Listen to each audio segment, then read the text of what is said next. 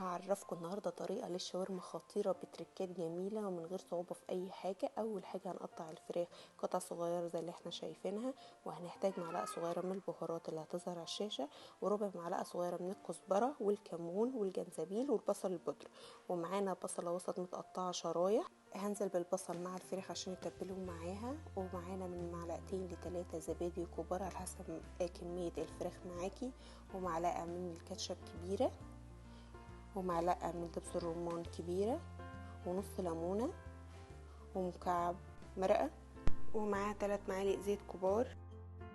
وهنقلبهم كويس قوي لحد ما نوصل للشكل ده وانت هتشم ريحه الشاورما الخطيره، وهنسيبها اقل حاجه في التلاجة لمده ساعتين. هننزل بمعلقه سمنه كبيره معاها معلقه زيت، واول ما السمنه تسيح هنزل عليها بالعيش المتقطع صغير زي ما احنا شايفين، وهنقلب ونستمر في التقليب لحد ما يتحمر بالشكل الخطير ده ويتقرمش معاه. هنجيب الشاورما من التلاجة، ننزل بربع معلقه سمنه معاها معلقه زيت، معاهم ورقه لورا كبيره مع عود قرفه مع 5 من الحبهان او الهيل. واول ما ريحه البهارات تطلع ننزل بالشاورما على نار عاليه لمده 5 دقايق بدون تقليب، واول ده بعد ال5 دقايق اللون الخطير بتاعها ده، ونفس الكلام على الناحيه التانية لحد ما يبقى شكلها بالشكل ده، واشوحها حلو قوي.